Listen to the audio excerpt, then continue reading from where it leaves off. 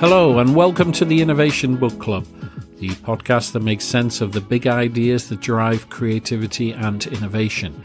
We're your hosts, Alex Drago and Weiss Bassard, and we believe that while there's never been a greater need for new ideas, perspectives and solutions, understanding exactly what innovation is and how it works has never been more difficult or confusing. So our purpose for this podcast is clear. In each episode, we take an important text from the innovation field, deconstruct it, and then talk through the key ideas to help you develop a more innovative mindset.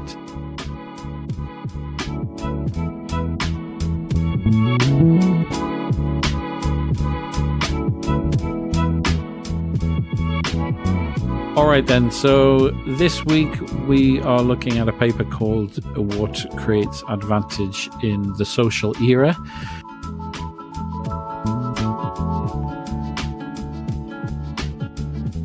It's by three academics who were at the University of Queensland. It's an academic paper, but it's not a particularly long one. In fact, it's only 11 pages long. But it is important because what it does is that it makes a clear link between innovation, the ideas that drive innovation, and business performance. So it can have quite a far-reaching impact on how businesses conduct themselves. Right. There are three authors, Tim Kastelle, Nilofer Merchant, and Marty-Louise Verreynne, and they all have three very different backgrounds. So Tim Kastelle is an American. He has had various sort of careers before he settled in academia. His work has been around marketing and management, but he does an MBA and PhD, so he brings a sort of academic quality that's sort of tempered by real life. And he's got a very good blog called The Discipline of Innovation. I mean, it doesn't get a lot of updates these days because nobody writes blogs these days, but it's definitely worth reading. Right. The second author, Nilofer Merchant, is also very interesting. She's a Muslim. She's an academic.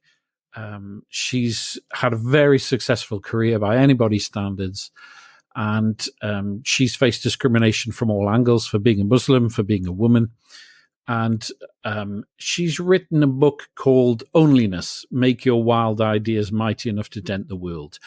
And it sounds a bit sort of trite, but really what she's saying is that, you know, all new ideas come from somebody who has a particular perspective on the world. Right. And that's really important, especially for the content of this paper. Right.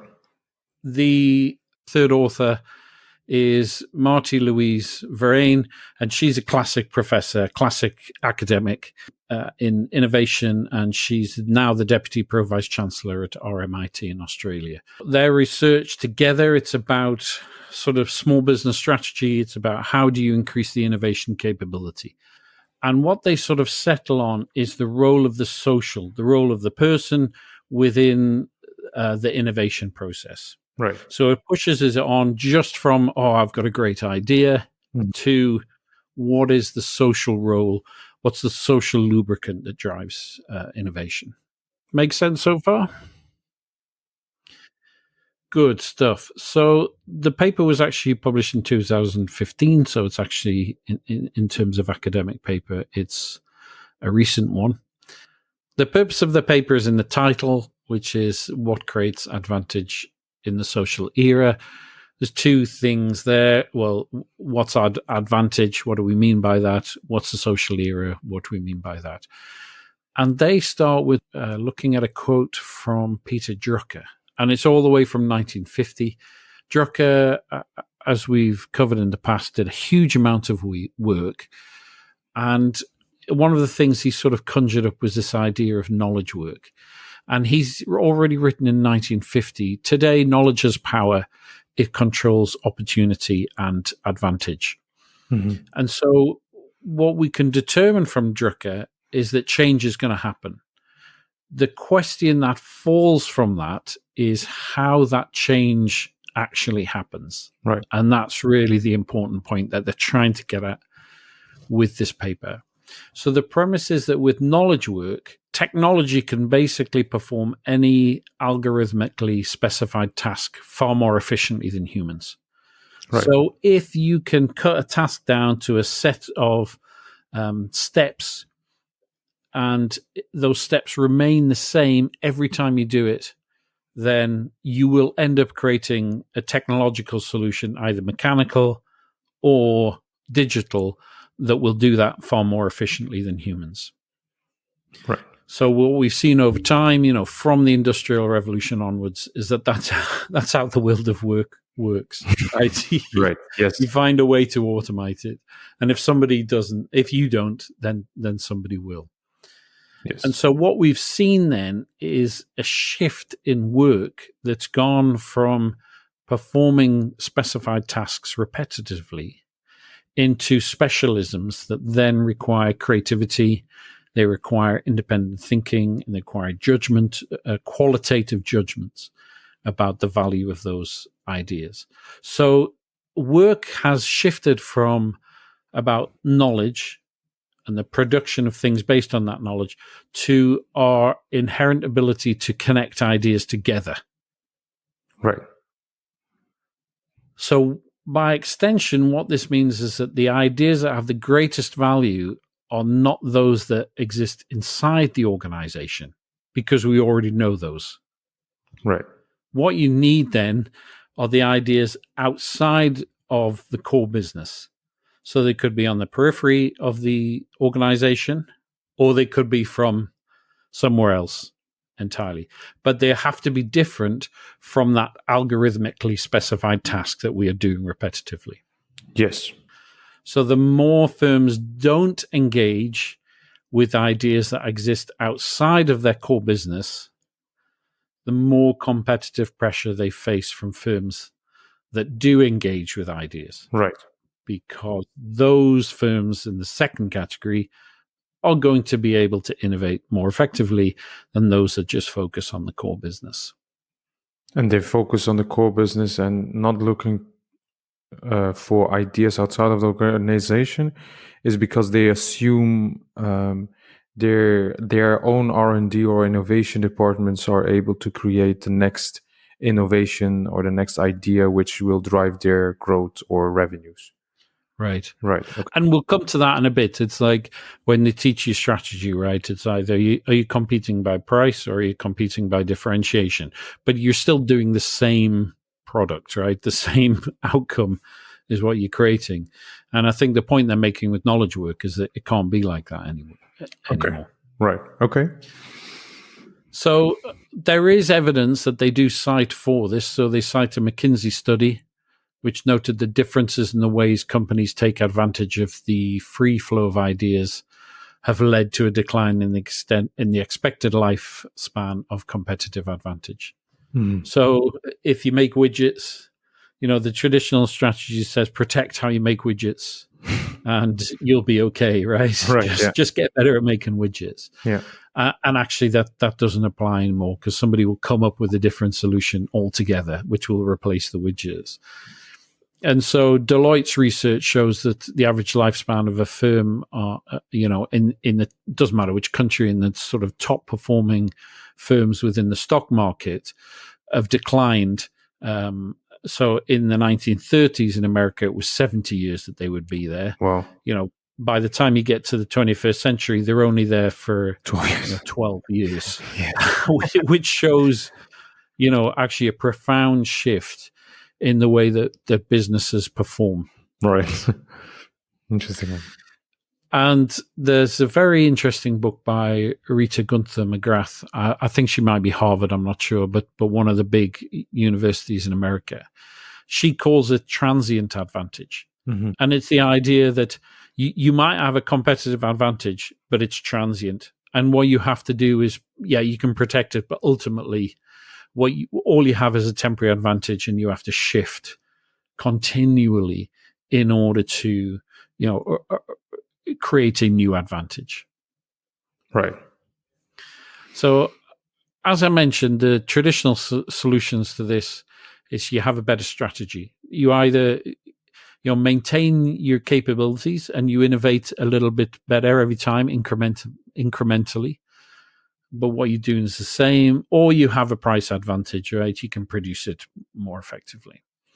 And so the author's point in this research was actually to test, is there a third approach? So what's the impact if you get knowledge and ideas from outside of the core of the organization?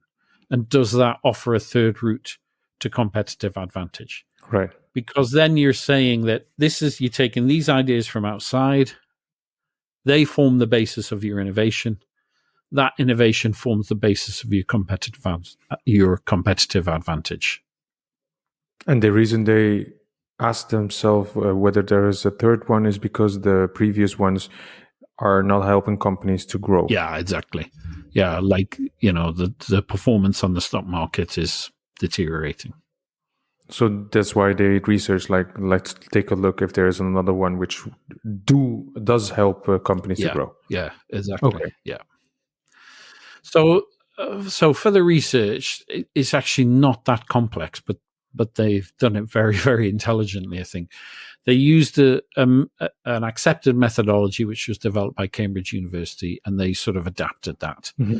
I don't know the details of that sort of methodology, but I think they mentioned the fact that it's Cambridge University because it's Cambridge University, and it's accepted methodology, and therefore it has credibility. Right. So they adapt that, bring it up to spec for the digital age, and then they ask about 2,100 firms in Australia, all shapes, sizes, sectors, and so on.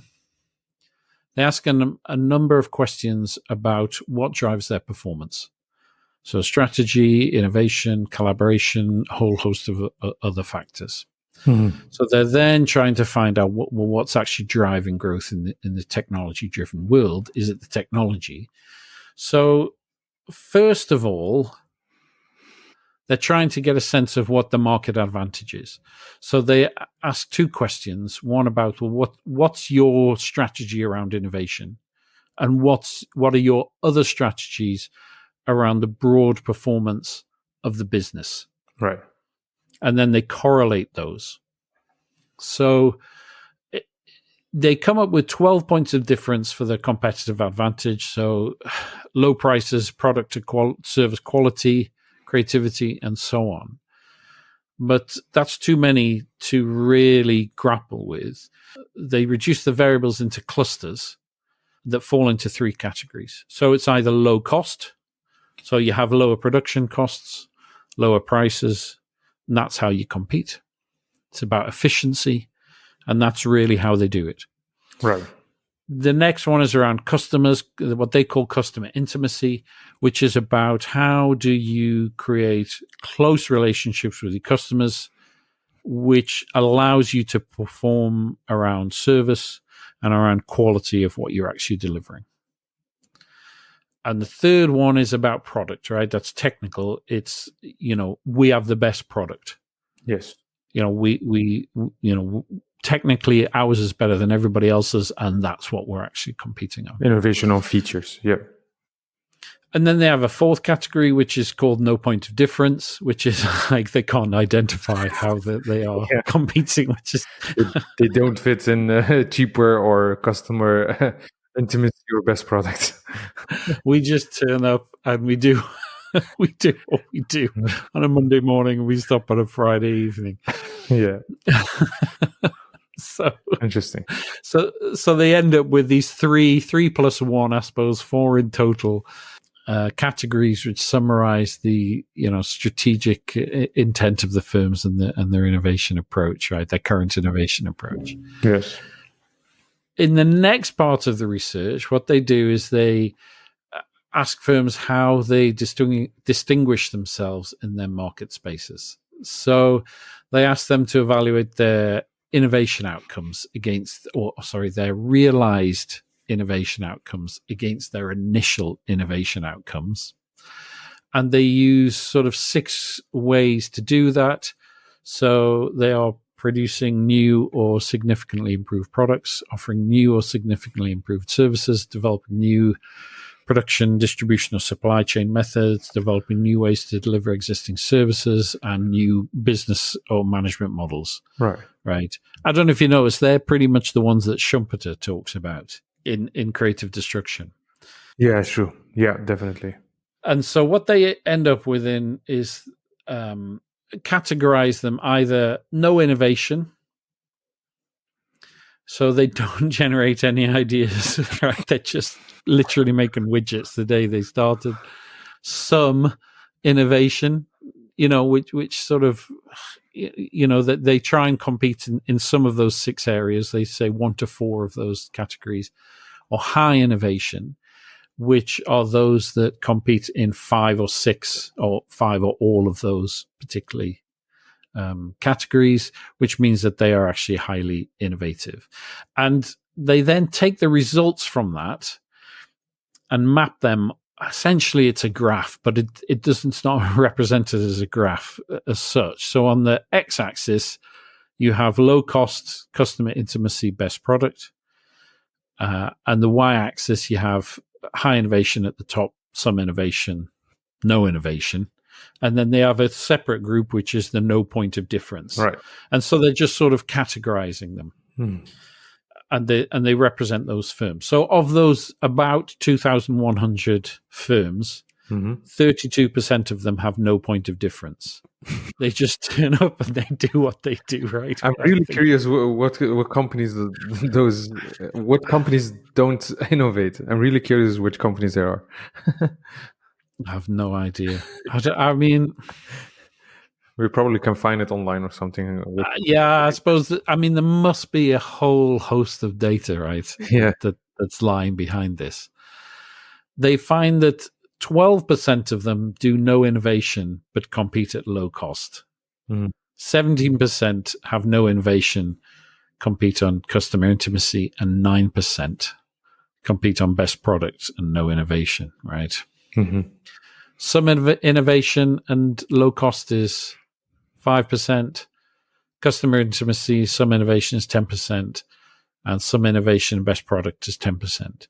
But then, interestingly, when you get to the high innovation, that's when the picture really starts to become clear. So, high innovation and low cost is 0%. You can't, you can't compete like that. You can't innovate with the aim to have cheaper prices. Yeah, for your product. Exactly. Yes, you're trying to create value, right?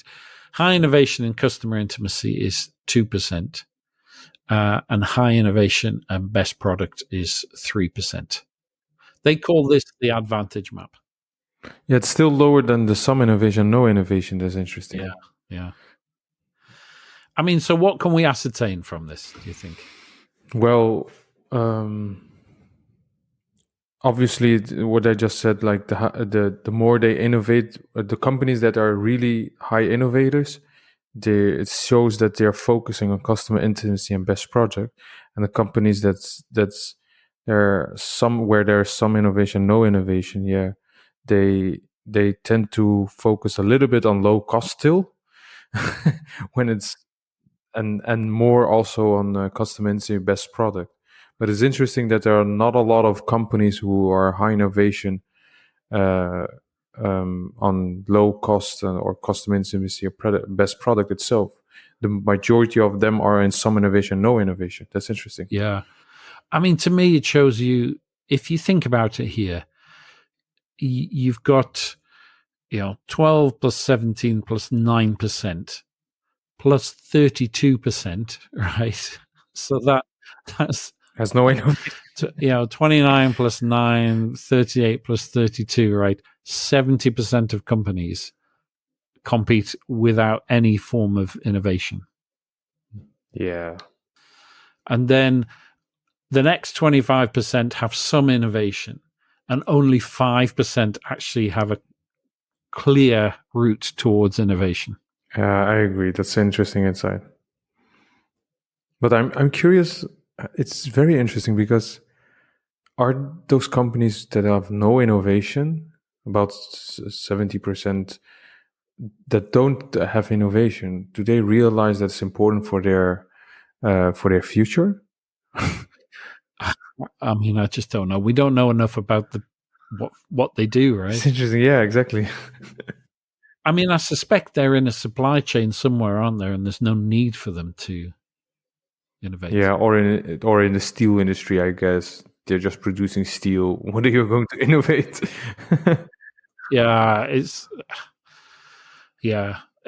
the innovation will only be triggered according to the external circumstances that forces them to.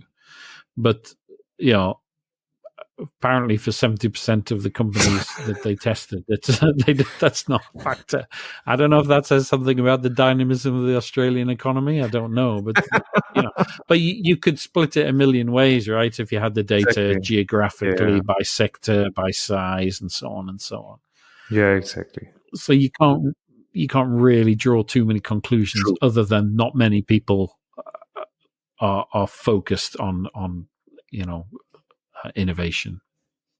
True. Yes, definitely.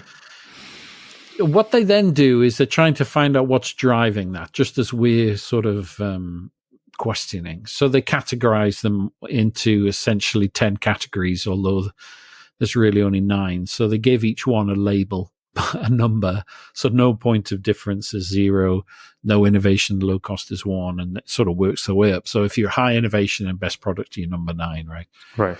And so they end up with these sort of 10 categories. They research what goes behind those in terms of financial performance. So they look at sort of financial numbers, so return on assets, gross profit margin, profit per employee, and so on and so on. So they break that up and they try and understand, how the performance is doing. And they then use a regression analysis. So, a regression analysis is really just a mathematical way of finding out what variables really matter, of everything that's going on. But what they're trying to understand is the relationship between performance and these indicators to find out really what's making the difference. Right. So they look at things like firm age, size, industry, how they collaborate, and so on. And so they conclude that the strongest driver of high performance is the firm's position on the advantage map, perhaps not surprisingly. So it's those that are committed to high innovation kind of perform best, because everything sort of falls into place then. And they then sort of make a comparison, and they come up with a third sort of graph, although it's not a graph technically, but they take the same X and Y axis. So, low cost, customer intimacy, best product on the X axis, and then on the Y axis, the high innovation, some of an innovation, and no innovation. And they use, one as the baseline, and then you're able to compare the performance related to number 1. So the companies have no point of difference have a score of 1. Those with no innovation and low cost, 1.1. No innovation, customer intimacy, 1.09. No innovation, best product, 1.23. Some innovation, low cost, 1.14. Some innovation, customer intimacy, 1.12. Some innovation, best product, 1.25. High innovation and low cost, 0.84, which they recognize as a statistical anomaly because they don't get enough data. Yeah. High innovation, customer intimacy, 1.2, and high innovation and best product, 1.37. So, I mean, what we can tell from this then is if you are prioritizing high innovation and best product, right, then you're going to be more competitive. Yeah, the performance will increase. Yeah. And it's interesting that there is a profound difference between performance, anything to do with best product, really, is going to deliver high returns. Even it's interesting for me that even compared to customer intimacy, it's even performing better. Yeah. Like if you focus on best product without innovation, with some innovation, high innovation, it's still performing much better than companies who are focused on customer intimacy. Yeah. Well, I assume that customer intimacy is very important next to best product. Yeah. I think as they sort of discuss later, cost is clearly important. Service is clearly important, but they're the basics now. Right. They're the things you have to have in place just to do business. Right. But the emphasis has to be on creating value through the product, not just on, being nice to people or whatever. Yeah, basically it comes down to having the best product with the best features and so on. Yeah. But I don't know if it could say also that if you have the best product and best features, even if your customer intimacy is the same or isn't that good, that you could perform better as a company because you have the best product. Yeah. And that's what they say. Yeah, that's clear. I mean, the other thing to take from it is, as long as you're doing some innovation, you will outperform the people who aren't doing any. So as long as there is a commitment towards some innovation, then you will progress. But if you're thinking about, how much money do you have to make as a business just to keep going as a business? Right. Then you have to have 7, 8, 9% or something just to take care of increased cost of doing business over time, right? So wages grow up, and costs go up, and so on and so on. Right. And so if you're not doing any innovation there, then it becomes very, very difficult. Yeah, definitely. So, other things to take from it: people with a well-developed and coherent strategy are generally going to perform. Innovation strategy are going to perform better than those that don't. Strategy and innovation drives performance. So it's, I suppose it's saying that you have to now have an actual approach to innovation if you want to survive for any length of time. Then you have to have an approach to innovation. And going back to that, well, why don't these companies last on the stock market anymore? Well, that could well be your answer. Right. Yeah. I mean, some will merge and so on, but the vast overwhelming majority probably are not competing. So when in the start we said that this was researchers looked to if there is another category besides focusing on the product or prices itself, lowering prices. They firstly proved that innovation is affecting positively the performance of companies. So so before even saying something about the new category, they say, okay, guys, before we say something about the new categories, we prove to you that innovation adds to your performance and probably that you're still around in the future. Yeah, you're exactly right. Yeah. Okay. And so what you have to do is have an innovation strategy or an approach or something like that. You can't just rest on your laurels. Yeah. And so what they then do is they try and put what they call the advantage map in some sort of historic context. Right. And the conclusions that they come to is that the specific factors that make up advantage at one point in time are clearly no longer able to provide that advantage at a later point. So, which backs up the idea that advantage itself is transient. Right. It also shows that new kinds of advantage don't replace the old, they build on them. Right. You can't just provide the product, you can't just provide the service. You have to innovate across a number of fields in order to remain competitive. Mm-hmm. Which means that the traditional ways of understanding what advantage is, right, how much capital do you have, how can you grow through economies of scale, what markets do you need to access, is not enough anymore to provide long-term growth. They are important, they are a foundation, but it's not enough. Based on the historical analysis of them looking to companies. Yeah. Looking to the developments of innovation. Okay. Which then goes back to the point at the start of the paper, which is knowledge is power. It controls opportunity and advantage. So the point that they're trying to make is that what creates advantage today is around knowledge. How do you access it? how do you socialize it?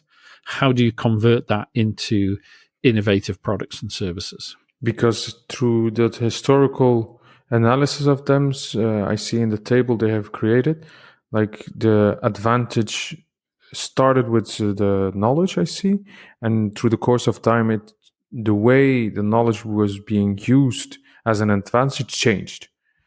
Yeah.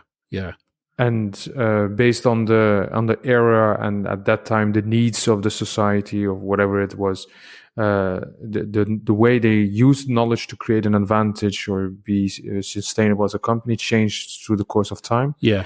Which leads us to the point which they're researching. Like, okay, why are we not growing as a company? It's like, okay, what is the new advantage? Yeah, absolutely. So yeah, like you say, they have this table of different eras. I mean, I have a few issues with this table, but I get the point. Right, yeah. But, they have basically 5 lines in it, right? So the first era, 1600 to 1850, is the colonial era. I mean, obviously, colonialism went on for a long time after that. Yeah. But really, to take advantage of that, it took the entire state in order to finance and create the machinery and the bureaucracy in order to exploit it. Right.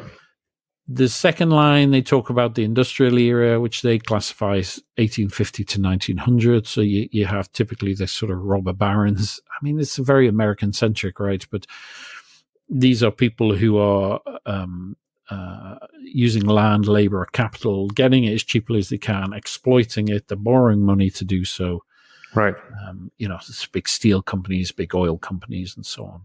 The third line then is production, what they say, 1900 to 1950. So large scale manufacturing. It's about doing it efficiently. It's about economies of scale, economies of scope. You're on the stock market. That's how business was done then. Fourth line is what they call the competitive era. So 1950 to 1990, you have a differentiated strategy. So you're working across many different products and services in a conglomerate, and you're financed through different institutions that have particular interests in those particular areas. Right.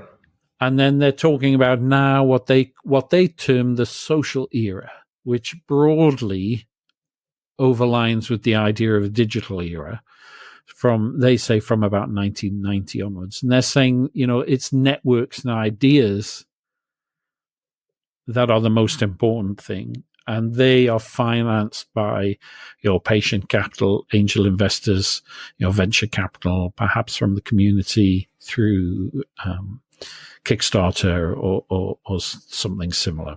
Right. Yes. Yeah. From the state-granted monopoly from the colonial era until the ideas, it shows that like I said, the way the knowledge was being used as an advantage changed in such a way that it shows like state-granted monopoly was based on the knowledge of the state, which controlled eventually the advantage, and eventually it went on a lower level through land, labor, and capital. Like, okay, the industrial era, they needed like knowledge how to control those industrial inventions. And eventually they had the industrial inventions and repetitive tasks. Okay, now we have to focus on efficiency and scale. We have to scale this up and become more efficient. That was the production. And eventually it's interesting. It seems like it's a how do you say it? It's a it's a logical development of where we are going towards. Yeah. Like every step, it makes sense, and eventually, even on the social area they're talking about, they're researching. It also makes sense that this is the next step. It's inevitable that it's inevitable to have a next step, basically. And that's why they're saying it builds on the previous one, right? Exactly. And it's why governments can't just magic up, their own version of Silicon Valley, right? It doesn't work. Yeah.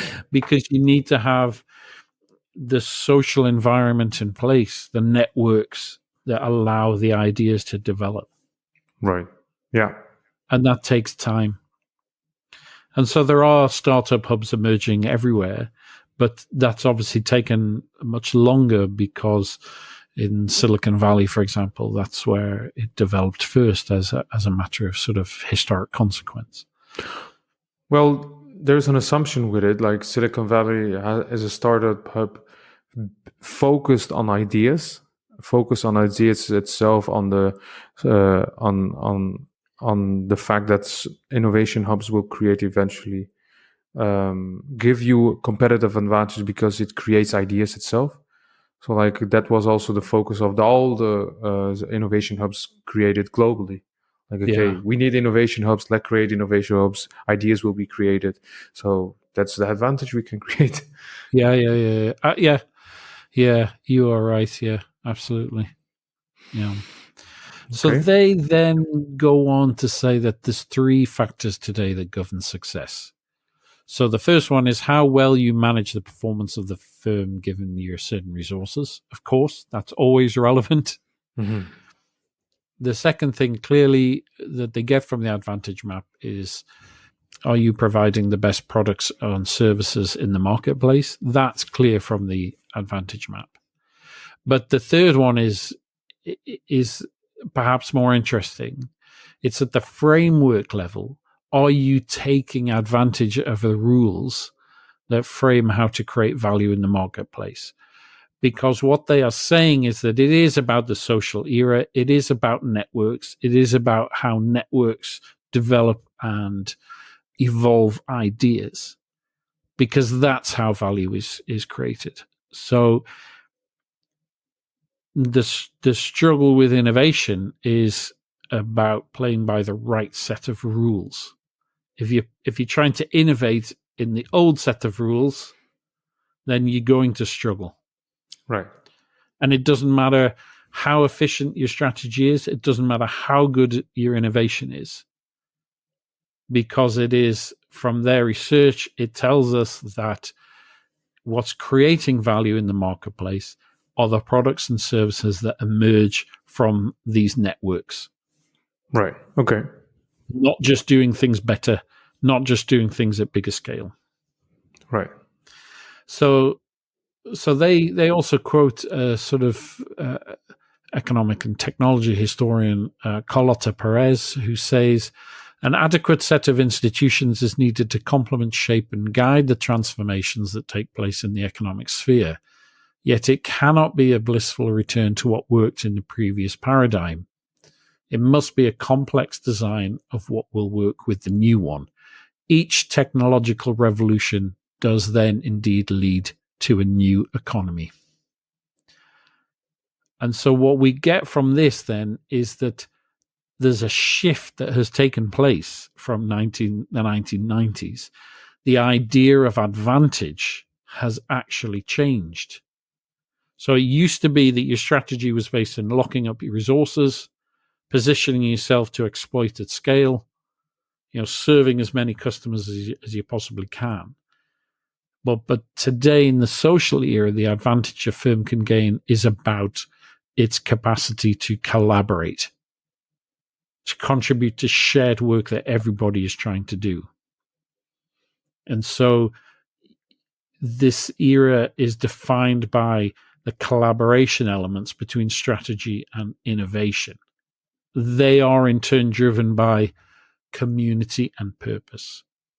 So community is, how are you engaging with the institution?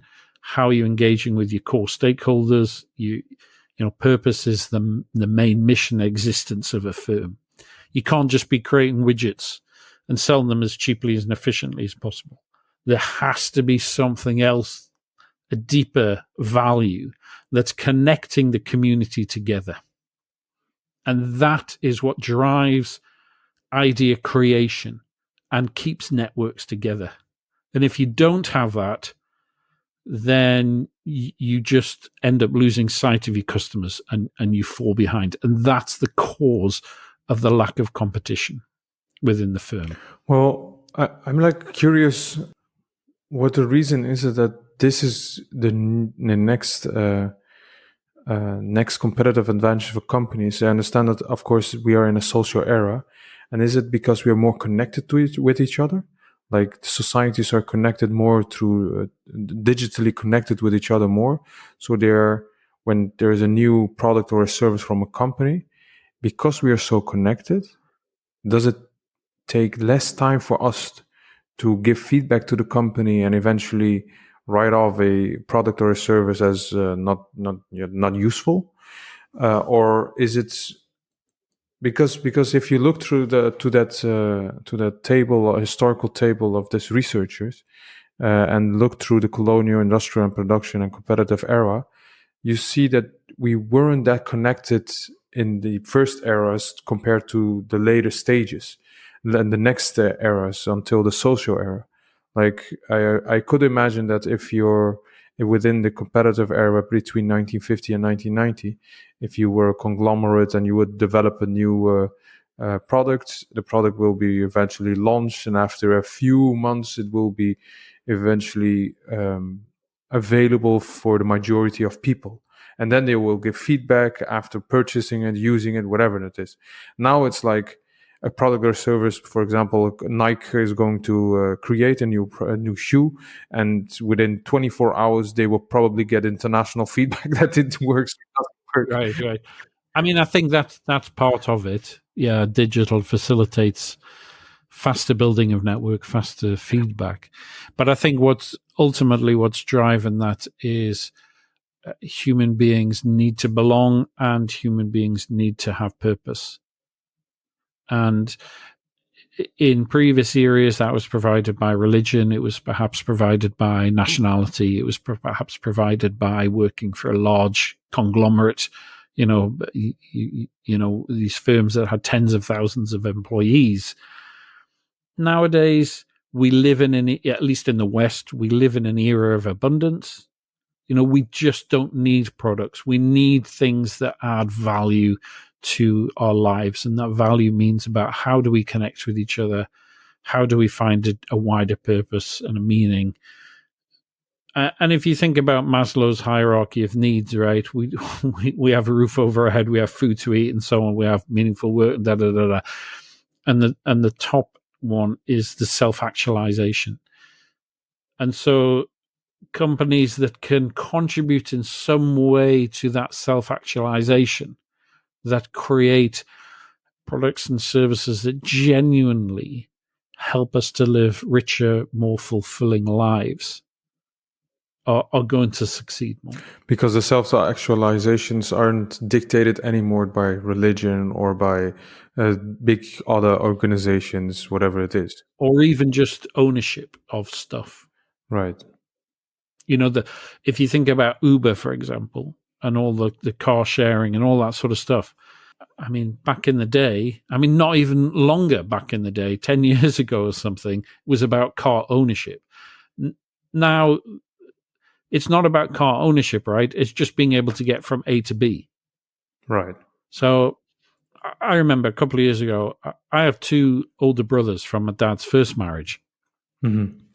And they're both kind of 15, 20 years older than me. And my brother Per was getting married. I went to his wedding. And his kids are, 35, 30, 25, something like that, right? Right. From his first relationship. And he was telling me that he was having a hard job trying to understand what his youngest son was trying to do in life. He said, because when I started out, he's a very successful project manager in construction. He said it was about owning a house. It was about owning a car. It was about owning this. It was about going on holiday. And he's like, my son doesn't want any of that. He's like, it's just, I need to get from A to B. I need to take a trip. I need to do this. I need to do that. So the idea of what value and meaning, what purpose is, has changed over time. I see. Yeah, that makes sense. And so our relationship to the products and services we consume has also changed over time. So it used to be like, I need a house. When you have a house, I need a vacuum cleaner, I need a car, I need this, I need that. So, Right. and that was the reason that the conglomerates were successful, because they tapped into that ownership and that belief system of those people at that time. Yeah. So now it's changed. Whereas it's like, now I just need somebody to turn once a week for 3 hours and clean my flat, right? Yeah. Yes, exactly. Or it's being cleaned by other people living in the flat, also sharing the same flat. So why do I need a vacuum cleaner? Right. Yeah, exactly. Yeah. So a lot of the sort of drivers for the shared economy, are about that change of value and change of purpose. Social change. And that's only worked out in a networked environment. We don't sit at home and work that out, right? You do it by engagement. It makes me even question about me buying a house previous year. Uh-oh. That's probably a good idea, right? I hope. But I mean, in Britain, where I am, that's one of the big problems, is that the economy, or a large part of the economy, has been driven by home ownership, to the point where now people can't afford to buy homes, It's the same here. It's a crisis. And I mean, what do you do, But anyway, we can't solve that. But that's the implication. It's a fundamental shift then in how we're living our lives, what meaning is for us, what does purpose. And they're saying what you need, therefore, is a community on one side, purpose on the other. Those two come together, they collaborate. That helps to create new products and services. And you need a structured innovation approach to be able to do that. And that's what they mean by advantage. So they're saying we need to stop thinking about traditional forms of competitive advantage, which is, are you competing on price, or are you competing on differentiation? And towards advantages created and sustained through this social collaborative environment. Well, I imagine, like, it triggers me to the thought, what we just said about the vacuum cleaner. Like, when, I don't know, in the 1950s, the 60s or 70s, you had a house, and so you needed a vacuum cleaner. You bought the vacuum cleaner that was available, or that everyone or your neighbors or family were using.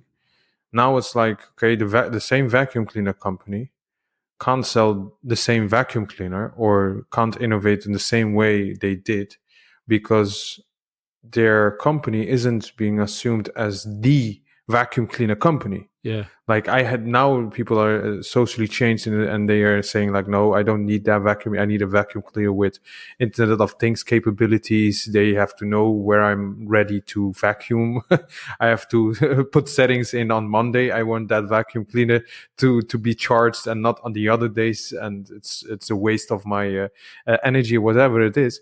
So, like, it seems like the reason why we are going towards networks of people could be also, like, that the technology era and the digital change societies have gone through, Western societies have gone through more, is the result of that is that people with the same interests are, and the fact that the ownership and the belief system has changed also, and people are more like coming across with people with similar interests and needs.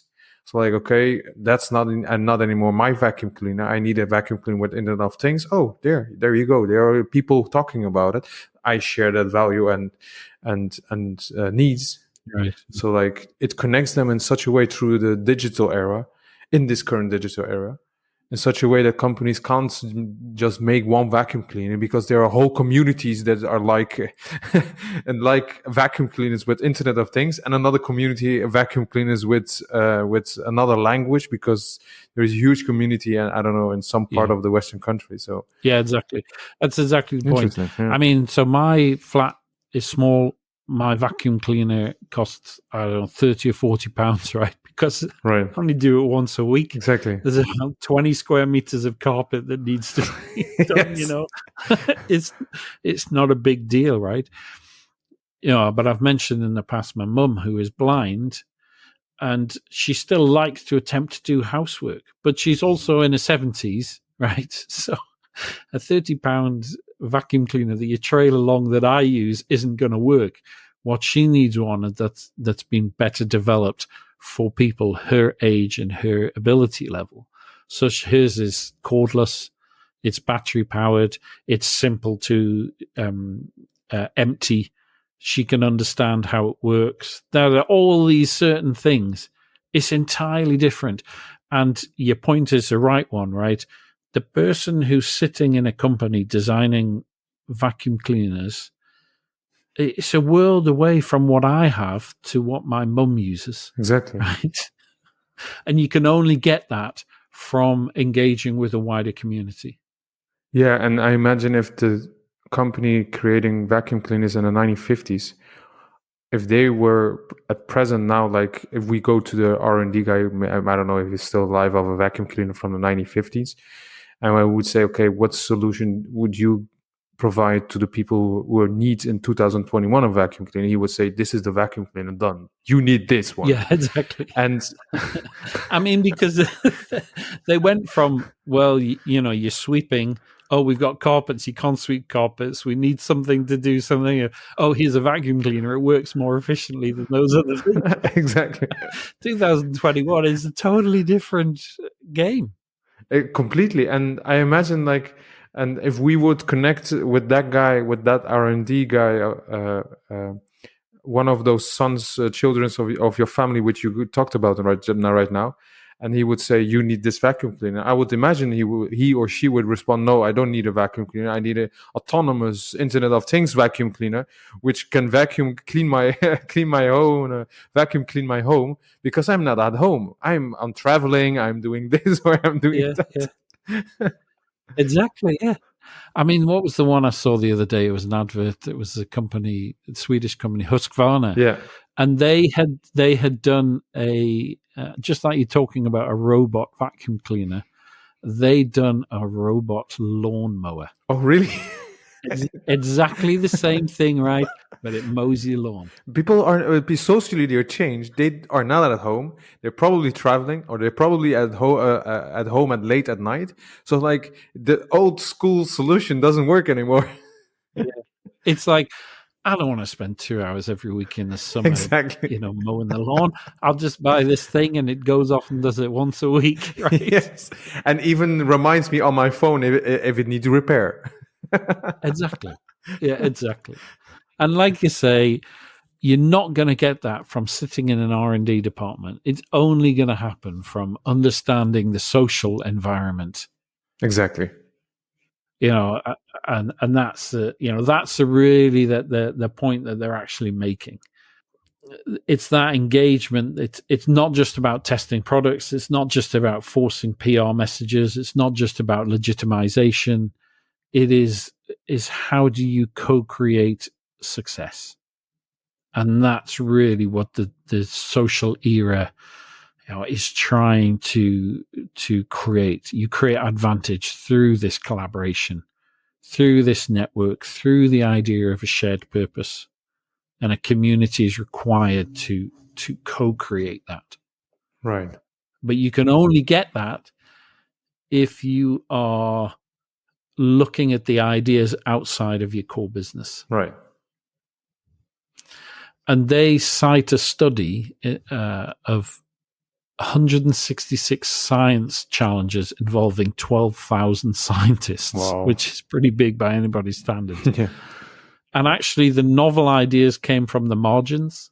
Wow. So it you need those different perspectives in order to drive performance. Right. And that works across age, across gender, across geography, sexual preference, different cultures, whatever it is. And that's why diversity is obviously important. Right. So the ideas they start with the individual.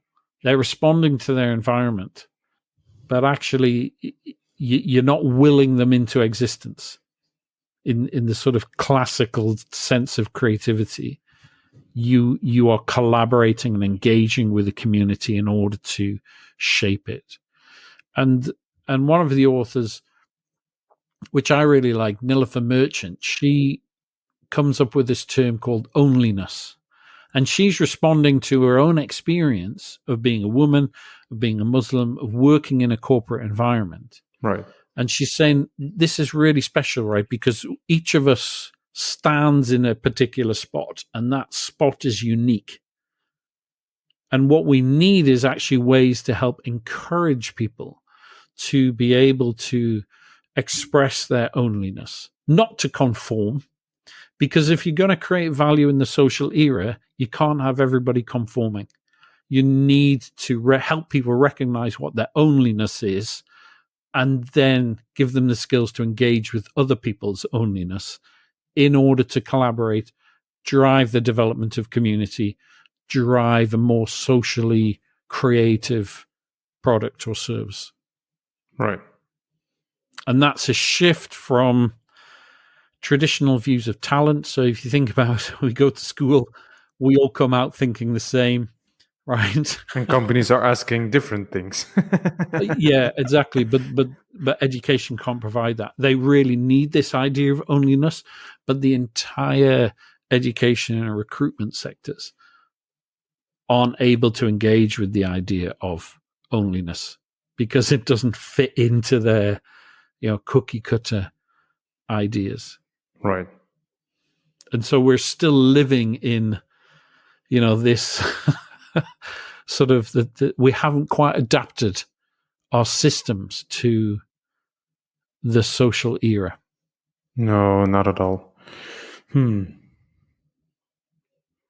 really interesting. It reminds me of a lot of companies that are now engaging with communities. And companies are now engaging with the social changes of people in such a way that it helps them create a competitive advantage. Before we started recording the podcast, I mentioned about that girl at that university who'd come from a very working class background. Right. Went to a very good university, but then found that she was essentially being bullied for being working class and a woman and from the north. Right. And then went to employers and said, well, you say you're recruiting for diversity, but you're actually only recruiting from people from upper middle class, white backgrounds who are called, Tarquin and Philippa. Yeah. So what are you actually going to do about it? And she developed this scheme to actually engage with recruiters, to help them engage with diversity. Because there was a huge community. Yeah. And if you think about it, she's standing in that spot where only she can stand. She has that onlyness. And she's created that community. And they are co-creating success. And that's the point that they're making in this paper. Right, yeah. That's a very nice example, actually. So we're going from the era of talent where you went to university, you were a certain stock of person, you'd met a certain quality criteria, and therefore you could be employed at a particular employer. And now what we need to do is shift away from those as the entry criteria toward people like this woman, for example, who has identified what the key benefit is, which is diversity brings value. And I'm creating the platform by which you can engage with that in ways that make sense for you. So basically this example of yours, this girl, this lady now, created a product or service based on the shared issue, problem a particular community had. Yeah. So there was a huge community which wasn't really a community. Well, groups of people. There were people who had who shared the same problem. Yeah. So what she did is she brought the people together in the form of a community, and turned the shared values, norms, and problems and issues, whatever they had, into a service or a product or a solution for the companies itself. Yeah. So the community, the shared values of the community, the shared issues of the community helped her eventually to make a product or a service that companies could have value, that is of some value for the companies itself, Yeah. which the companies didn't see. Because their recruitment model was one from the pre-1990 era, right? Where it was like, did you go to this university? Tick. You know, do you speak with received pronunciation? Which is Tick. still the same Have around the your parents globe. put you in touch with me? Tick. You know, and so on and so on. And that's kind of how it works. Well, this is exactly the recruitment company, recruitment parts, recruitment. How do you say it? This is looking through recruitment, but even not only in recruitment, any part of the company itself, and any part within the industry itself, this social change is already happening. In some places, yeah. In some, yeah, and exactly, in some places it's happening, in some places it's still not happening. People are following the traditional process of how to recruit or how to engage with any whatever it is with companies. So the other point they make in the paper is about the idea of community, because that has all kinds of different connotations, all kinds of definitions. So they're saying it's not a free for all. Community is not a free for all. Otherwise, it's just chaos, right? So community has to have purpose. Right. Purpose brings out the best in people. It gives them things to work against. It gives them things to work towards. It gives them solutions. You know, that's really, really important. Without community, purpose just becomes a sort of passion project, and it doesn't really result in anything. I mean, there's lots of things I'm passionate about, but I'm not part of communities for, and therefore nothing happens. Right. So, you know, what they're saying is that what companies now have to do is shift towards this idea of, well, what is their wider purpose? What can people buy into that will inspire them to work, that will allow them to take responsibility, that will maintain legitimacy through a common goal, that will help, you know, create transparency. And so you need both this idea of community and this idea of purpose to bring people together. Yeah. And that drives you towards collaborating and towards network development. Because without those things, it all feels very sort of cynical, right? Yeah. Oh, we're going to have a community. Yeah, exactly. Without purpose. Yeah, exactly. And actually, really, I mean, my work in museums, it's a bit like that. I mean, museums, you know, can be very well engaged with the community, but often what happens is that you're getting state money to create a new exhibition about a particular subject. And because you're getting state money, you have to engage the public in it. But really, you're not giving the public any sort of meaningful decision-making power. You're just saying, can you tick this box for me to say that I've engaged you so I can carry on with what I do? It's a PR exercise. Yeah. And they're saying it shouldn't be. Community and purpose is not a PR exercise. It has to run through the whole of the organization. Engage with people outside of the organization. Yeah. Because only then people will respond in a way that's authentic and that will actually inspire them. Yes. Well, it triggers me to the thoughts whether this social era is a social is a change as a result of the previous societal changes, or is it that corporate companies aren't anymore able to proceed with the same way because people are just tired of it because they're socially changed? But I mean, like, is it really a social change? Weren't there such I guess, weren't there such communities, I'm thinking out loud, by the way, weren't there such communities back in the 1800s or the 1700s? I imagine there were large communities, like based on religion, like you have the Christians or you had the Muslims or whatever. Now it's maybe, yeah, exactly like you said, it's changed. The norms and values of people are changed in such a way that they don't accept the authority of the masses anymore. Like, this is authority. Yeah. Yeah. Well, I suppose that's a long history, right? You got all kinds of ideas about individual psychology, and the rise of the individual, is probably the dominant one of certainly the latter 20th century. And that stems itself from work by Freud and others about psychology and all that kind of stuff, right? Right. You need to watch Adam Curtis's The Century of the Self. So he's a journalist and he explores ideas like that in a very deep way and tries to trace their impact. Interesting. But yeah, absolutely, the start of the 20th century, right? How are you defined? Well, class, gender, age, religion. Now how do you define somebody? Well, you define yourself. Yeah, well, exactly. And I guess that's why you need a community and a purpose in order to bring those things together if you are going to innovate. Otherwise, you're just throwing it out there. Yeah.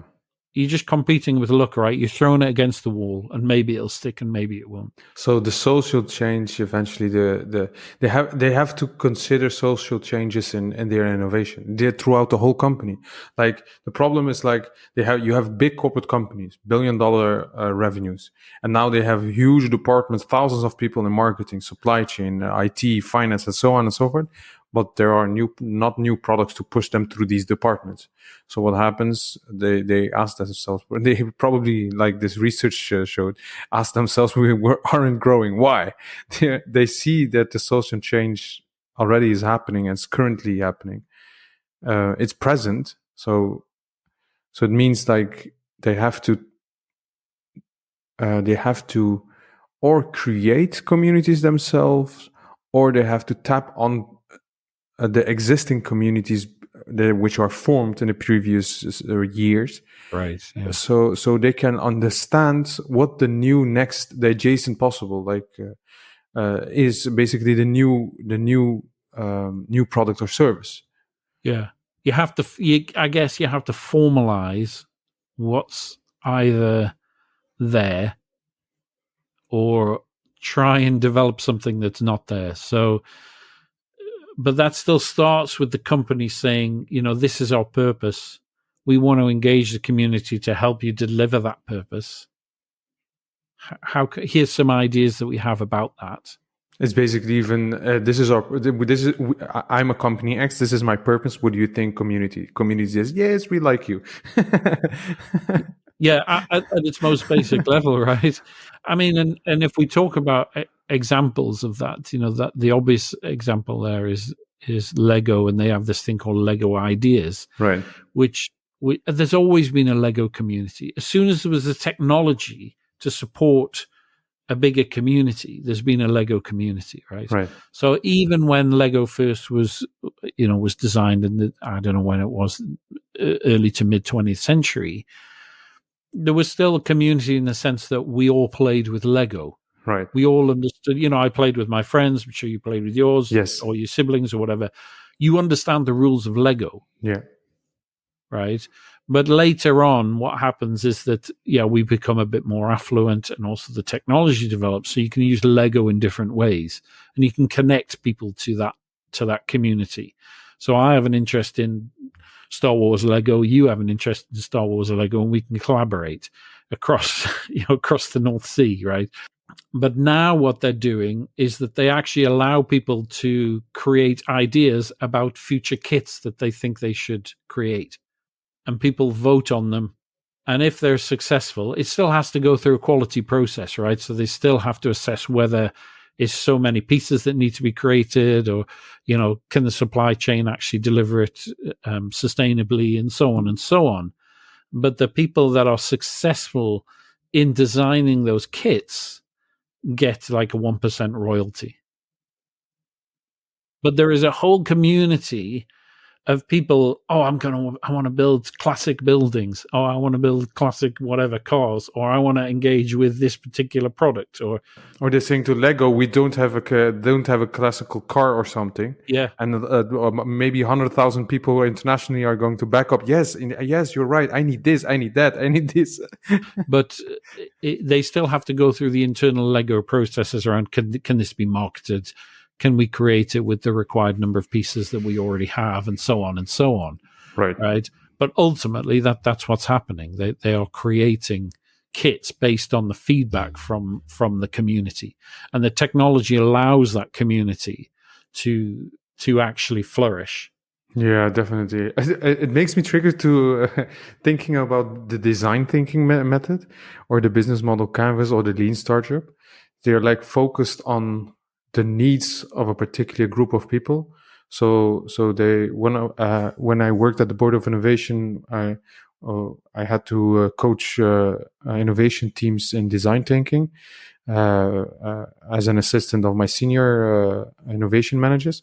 So like we gave them assignments, part of the design thinking methods and lean startup, go on the streets and try to validate your ideas. Right. And now we are talking about communities. Yeah, it's one step on, right? Yes, I think maybe that's the next step.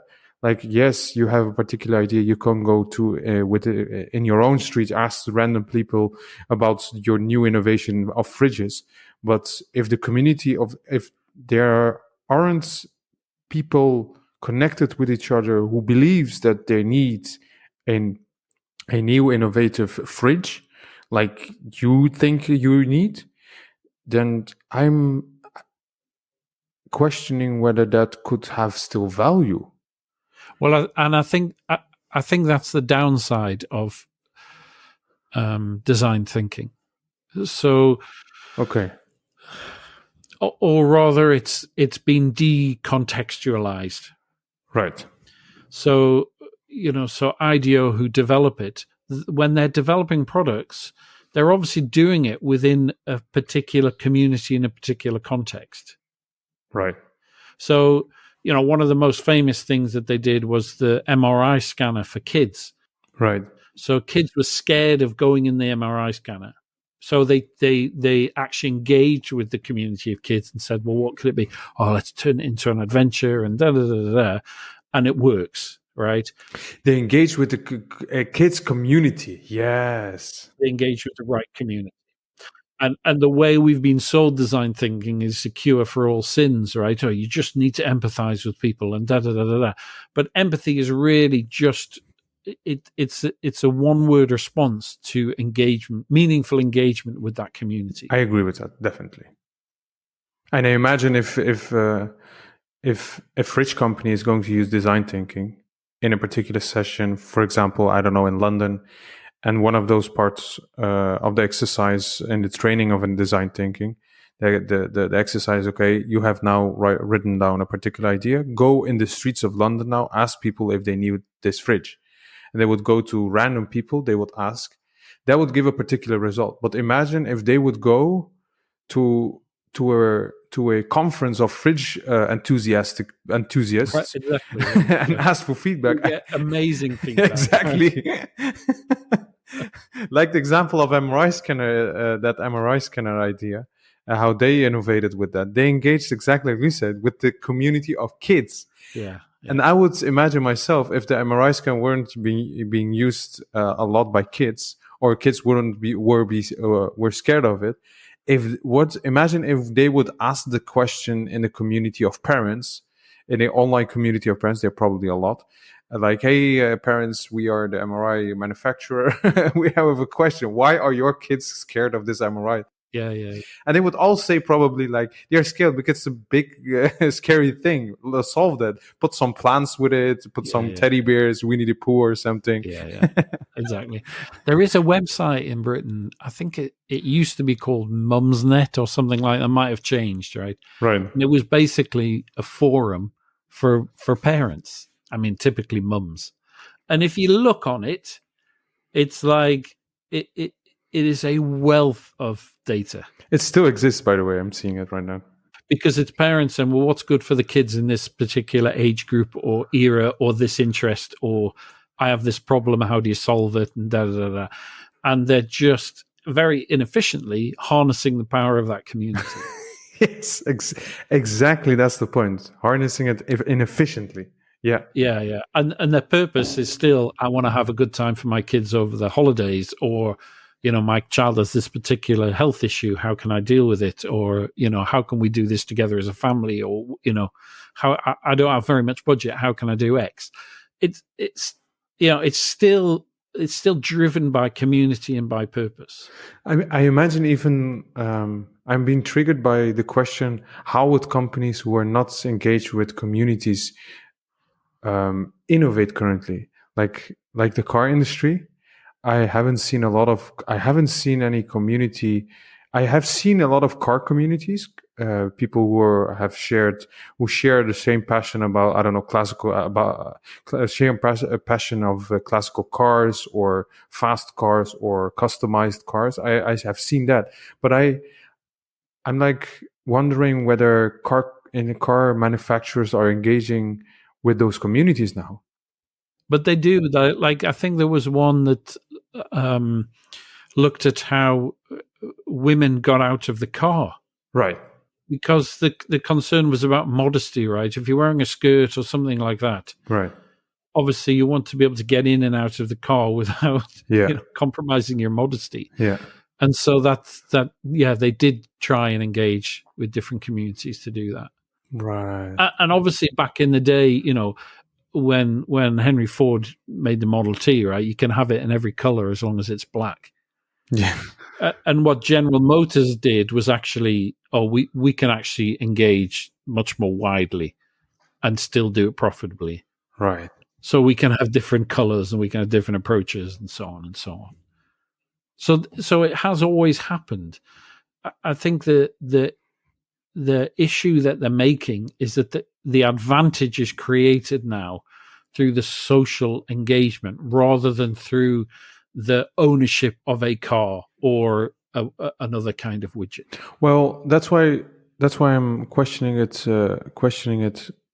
about car manufacturers. Like, I understand if a car manufacturer is developing a car and has already put it in market, people buy it, and suddenly women are not buying it because they say it's bad and it compromises their modesty.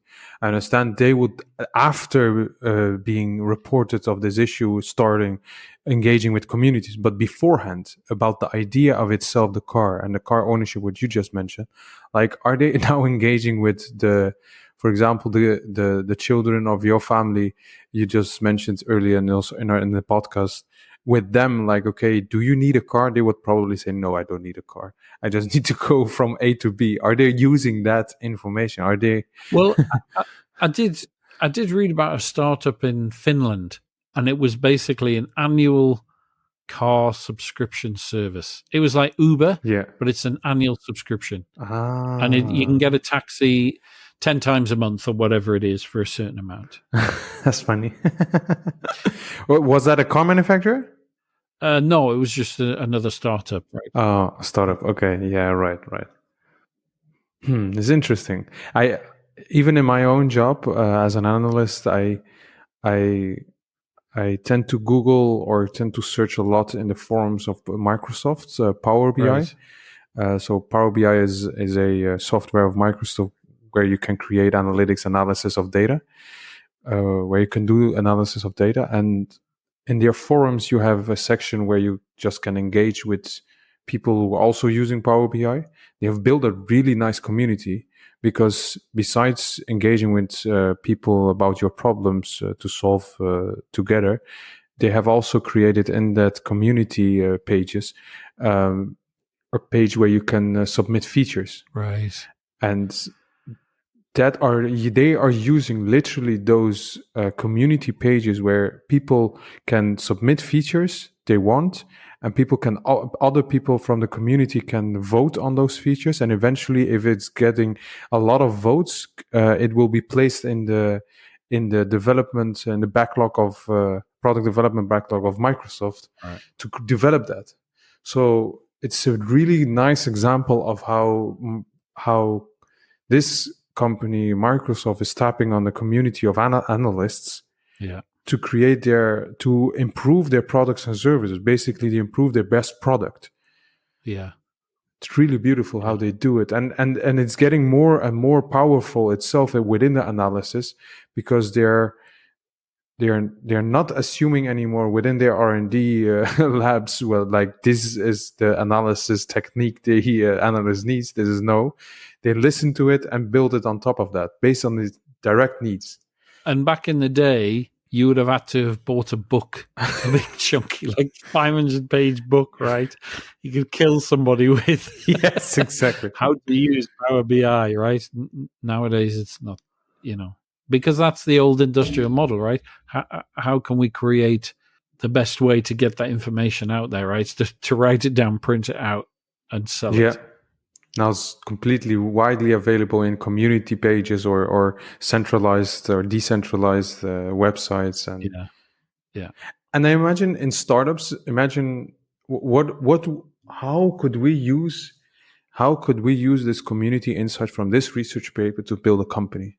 Majority of time I would have ideas like, okay, I have some issues with I don't know, my mobile phone, and it's a good idea within my car. So let's just build something within my car with a 3D printer. Let's just build a company. Or is it now like, okay, I have this issue. Let's find a community where they are talking about it. Oh, there isn't any community talking about issues of mobile phones within the car. Let's create one. Right. How would that be? That's the approach that Procter & Gamble have used in their innovation approach, right? So, I mean, nowadays they have a very well developed innovation system, but they reached a stage, I guess, in the late 90s, early 2000s, where it was like there was no more growth coming from what they were doing, right? If you're producing anything physical, there's still a cost to be borne of producing something physical. You can't lower that cost below a certain level, and there was just no more growth, right? And so they developed this system called Connect and Develop, whereas like, well, we have this idea, if we do it ourselves, we'll have to spend a huge amount of money commissioning this, research and develop, so they would just rank their ideas that they want to do and then send it out and say, who can do this? Or who has already done it. And absolutely. And companies would respond and say, we can do that. And they'd be, okay, well, we'll go into partnership, or we'll license, or, whatever it might actually be. Right.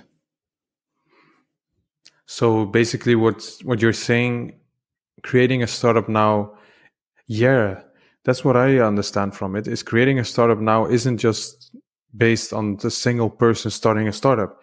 It's also community driven.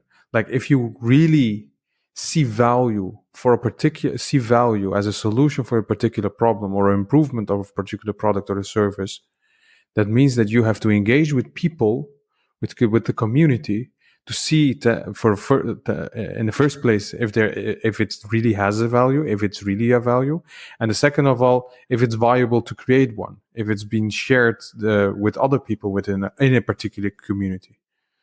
Yeah.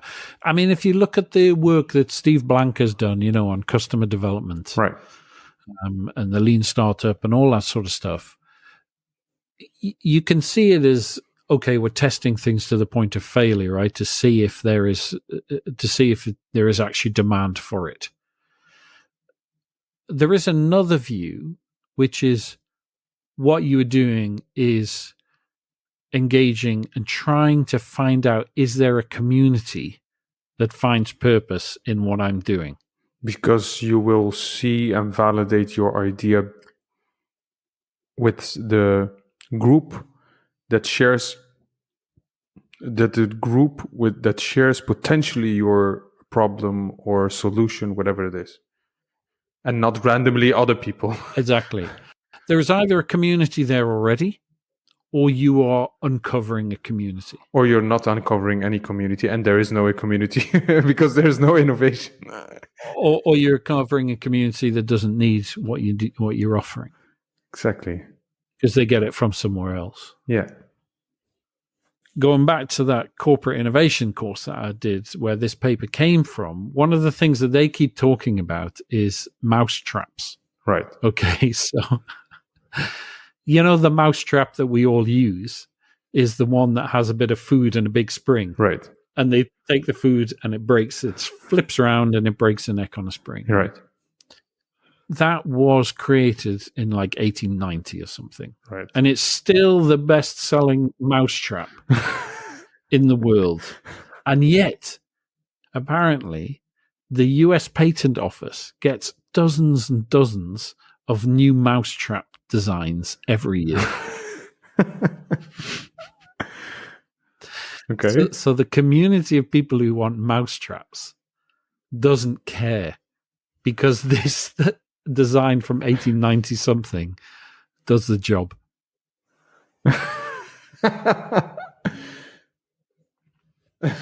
So you're saying there are innovations that could not be used by the broad community or a lot of people, but there are always so specific groups of people who share the same values, problems, and issues, whatever it is, which can come up with innovative products over. Right. But I guess the key point is that it's not about the idea, right? It's about, does this community like your idea because it realizes their purpose in some way? The mousetrap is not important, but the purpose of the mousetrap is not really about killing mice, right? It's about having your home clean and invasion free. It's not about the mouse. Yeah, it's not exactly like you said. It's not anymore individual value, the individual need, but it's more the shared need. Absolutely, yeah. Because we are human and we have shared values and shared beliefs. Because we want meaning and purpose. Right, yes, yes. And that's why we end up fetishizing the technology. And the innovation of technology. Yeah, because it's much easier to develop a technological solution than it is to understand people's wider meaning and purpose from engagement with the community. So the reason technology companies, whatever company it is, now don't grow is because the products and services they create is first of all based on the assumptions of their own R&D departments or innovation departments about the needs of people. And now it's because of the social era, social change people went through or are now going through more and more, is that they don't accept, they have their own norms and values, the individual norms and values. They decide themselves what they like and don't like. It's not anymore the shared common general belief about a particular product or solution, a product, a problem, or even a particular need. It's more like I have my individual need, and my need isn't the same as my parents or family or community's need. I have my individual need, and therefore I'm not going to accept this vacuum cleaner. Coming back to the vacuum cleaner. Right. And the difference between R&D and innovation is that R&D is basically improving what you already have. Right. Innovation is new ideas, realizing value through new ideas. So with R&D, the use case is already proven. Right. At some point in the year dot, somebody went out to a community and said, does this work for you? And they said, yes, that helps us do this job. Oh, great. And for years or decades or hundreds of years, whatever it might be, people have been refining that product or service through an R&D process. Right. But what happens if people no longer need that job doing anymore? They need a different job doing. R&D is not going to help you. It's just going to make you produce a better version of what you had before. What you need is an innovation process that then allows you to re-engage with the community, to uncover their needs, and to design a new product or service that they do need. So I mean, imagine like going back to the example of vacuum cleaners, if we go to the 1950s, 60s, for example, in the US, they had a vacuum cleaner company created a vacuum cleaner. They went to a community, Right. and for example, I don't know, in a random city in the US, and they said, "You guys, this is a vacuum cleaner you can use instead of using your broom, whatever it is." And they said, "Yes, we like it." Yeah. So suddenly, 100,000 people of that community in a particular city started buying vacuum cleaners. Why? Because one guy or family bought it. They talk about it to other families, neighbors, they bought it also. Right. But there were always people within the community that actually found that the vacuum cleaner isn't a solution for them because they're always traveling, they're not at home. But they didn't address it because this is mainstream. Right. There would probably be other people who didn't find the vacuum cleaner as good quality as they had, as they thought, because it's always broken. It's normal that it's broken every week, for example. Maybe, I don't know if that was the case. So like, because it's mainstream. But nowadays, if someone buys a vacuum cleaner and they would come to me, even like, I have this vacuum cleaner and this is the solution for this problem, I would say, no, I don't need that. And even if I have my own vacuum, I would probably try to convince the other guy or the lady, like, this is the reason I am using this vacuum cleaner, because I believe this and this is the solution for this problem I have specifically in my own home. So it's more individualized. Yes. So there were individual different needs back then, but because there was such a strong community-driven society, which they shared the same belief system, shared the same norms about that. I don't know if it were accepted at that time to be different, much easier than now. Well, in the case of the vacuum cleaners, it would have been segmented according to whatever, size of the family or, whatever it is. But I suppose when they designed it, it's like, well, what's the average height of the woman? And because it's the woman who does the vacuuming, right? Yeah, exactly. And so on and so on and so on, right? And of course, there are few changes in life more important than demographic changes. But going back to what the paper was saying, if you're just focusing on the core ideas, which was in 1956, we developed this vacuum cleaner, which was based on a certain set of demographic factors. Women were average size 5'7". They could carry this amount of weight. Exactly. This was the amount of cleaning that they wanted, and so on and so on and so on. They dictated. Then that vacuum is absolutely fine. They did the best job that they possibly could. Yeah. Nowadays, it's like, well, people live in very, very different ways. And some families are very active and very noisy and very dirty and so on and so on, and others are not. So therefore, you need different products. But if you're only focusing on that sort of few segments, core competence that was developed in 1956, right. You are going to go into decline when Dyson comes along and says, actually, families today need a much more powerful vacuum cleaner because kids do much more active and dirty things. Right. And that's what it is at its most basic level. Yeah, that's true. Yeah. But the technology not only allows us to develop new products, we can develop the new products with the same mentality that we had in 1956 using today's technology. But the technology also allows us to engage with the community. And that accelerates the process and brings the community together, communicates the purpose in different ways. And that's why you need those two things to come together in order to deliver innovation. Yeah. Or successful innovation. And that's the point that they're making in the paper. Yes, definitely. I don't know, but this talk now is triggering me to so many questions about new ideas. Like, how can I tap now on a particular community to start a new business, start a community to create a new product or a service, to create a new company, whatever it is. So well, you probably need to tap into your ownliness, as Nilofer says in the paper. But we can look at that in another episode. Yeah, that's actually a good one. Definitely.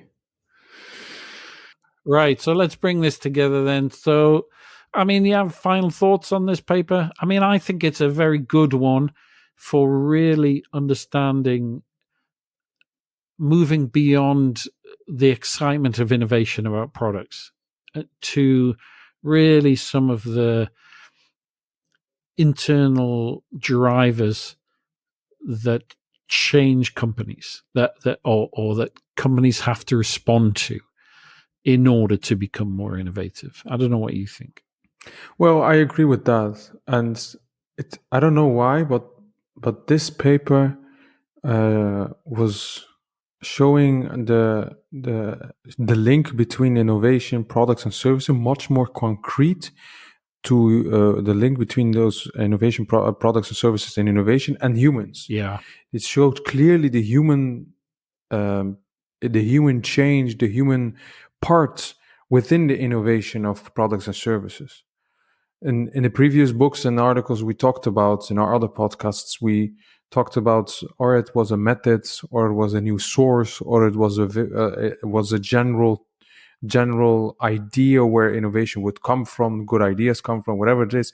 But now this as a research really touched the human part of it, like basically saying social change is happening, try to consider that in your innovation. That's what I learned from it. That's what's driving it. Yeah, absolutely. Yeah. And to look to the social changes, whether that's in a community, maybe that's in whatever form it is, now it's the community.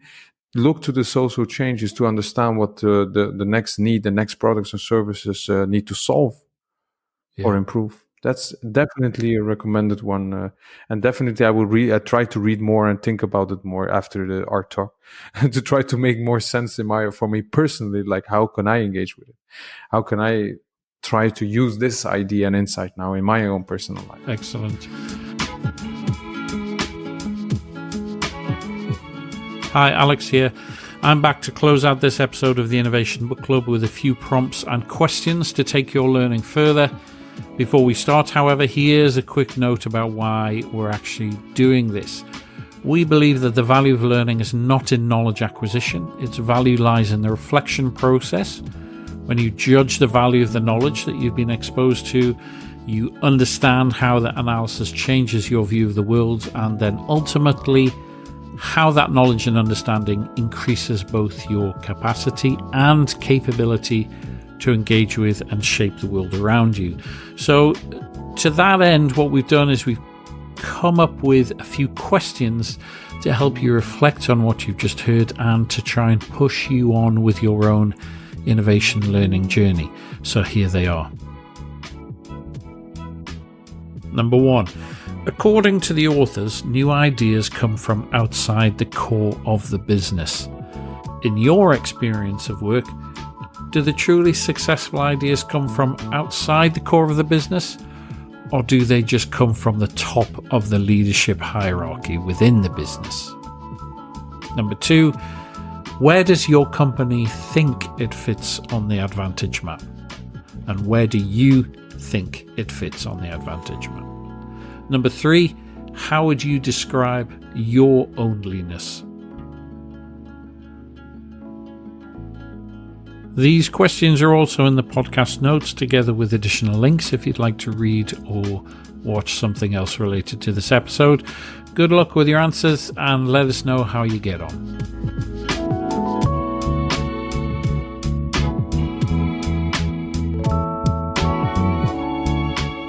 Thanks for listening to this episode of the Innovation Book Club. If you've enjoyed this episode, then you can do 3 things to help us grow our audience.